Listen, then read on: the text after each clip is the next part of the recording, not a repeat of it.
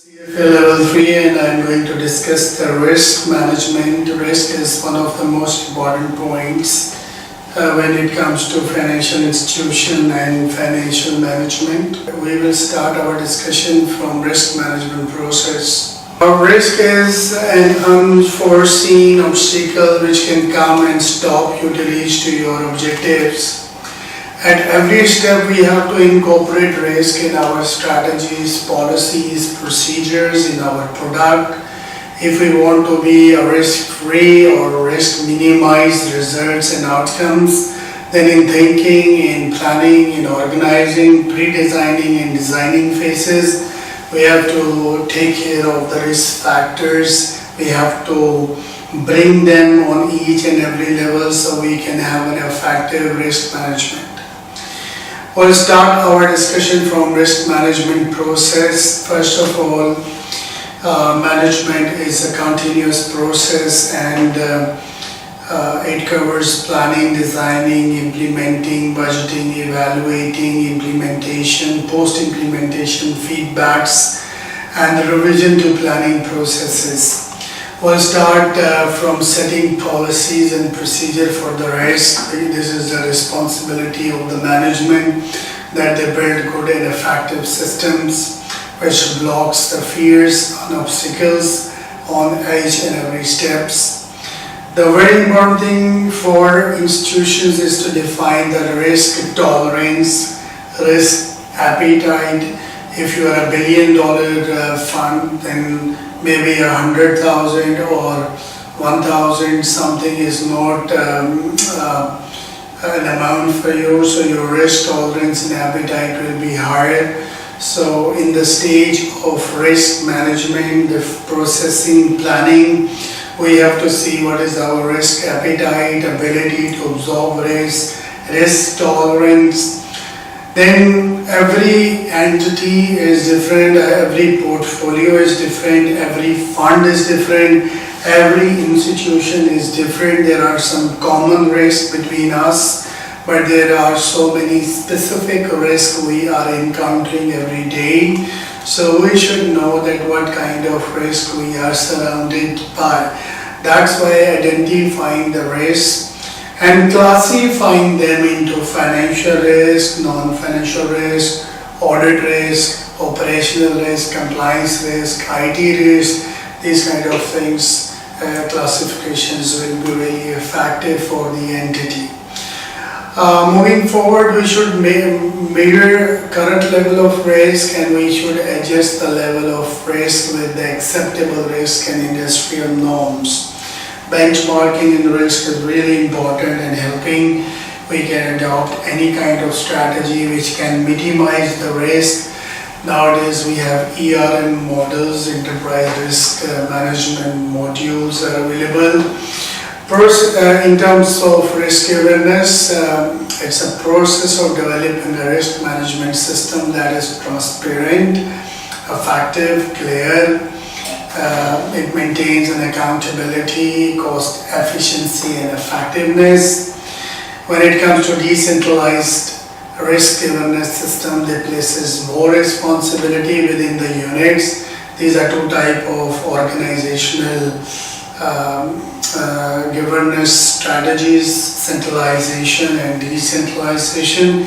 When we focus on decentralization, we give autonomy with power and responsibilities to respective centers. When it comes to the normal situations and centralized policies, then of course the power center of the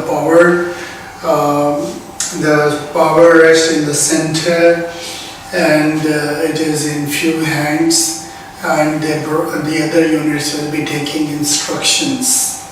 Placing systems is always the responsibility of senior management. They have to broad effective risk management system which will identify the risk factors appropriately, adequately and effectively.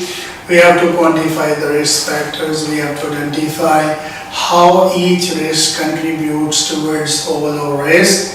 We have to see systematically how we report the risk and support and how it supports the allocation of the capital. Monitoring compliance is really very important element that has to be in the risk management process.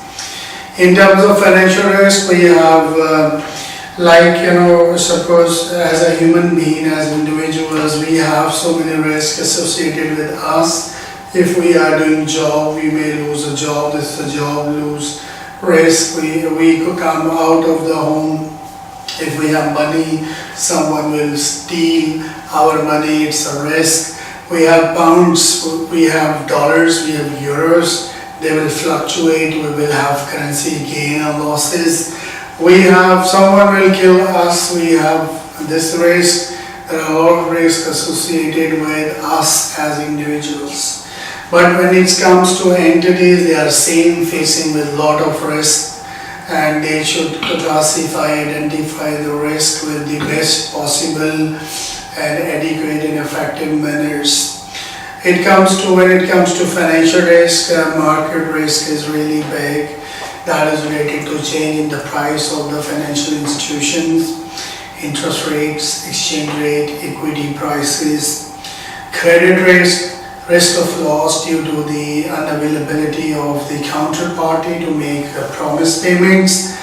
Always all lenders are suffering from this risk. They try to mitigate by employing certain effective risk management techniques. Still, there is a chance for the failure of these techniques. Liquidity risk is that you don't have money, adequate position in terms of cash. Market risk, how we use the standard deviations, except excess returns or surplus volatility. We check the duration for the bonds, we check for the options, we check for the convexity or convexity of the instruments. Value at risk is there are certain models, of course, we have to study. Shortly we called as VAR, value at risk. States that there are some probabilities assigned, generally 1 to 5%, the expected loss during a specified period of time. What are the issues considerable in such situation is, first of all, the time periods, percentages, then that will affect the VAR, and we have to see the extreme values involved into. There are so many methods for computation of value at risk. We have analytical VAR method that is based on the confidence interval concept, and we subtract it with the covariance variances that is based on normal distribution and concept of one-tailed confidence intervals. It has certain advantages as analytical methods. It's easy to calculate, understand, allow modeling. The correlation of the risk can be applied to the shorter and longer time periods. Disadvantages, of course, assuming normal distribution, ignores skewness of returns, does not take into account fat tails, and difficulty of estimating standard deviation in a large portfolio. Ideal scenarios are difficult to create. Then, of course, we have historical VAR method, that is to calculate 5% daily VAR using the historical methods. It has almost the same advantage and disadvantages. We have Monte Carlo VAR method, that is more software, computer software to generate 100 or 1,000 of possible outcomes from a distribution of inputs. It may incorporate any assumptions in terms of return patterns, correlations. It can help you analyze the complexity. It has some advantages, becoming an industry standard. Some people are really using it's aggregate all the risk in one single number. It can be used in capital allocations. There are a couple of disadvantages. Some method of VAR are difficult and expensive. different methods can result into different estimates. Like from standard deviation, you get some other guidelines.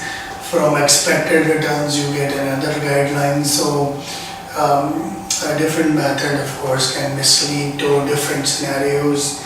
It can generate false sense of security, and it's only one-sided measure.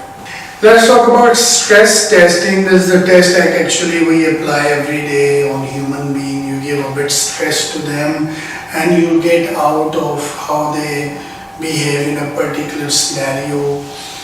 This is really important test, and the person who is testing should have enough capabilities, understanding to the functions and mechanisms.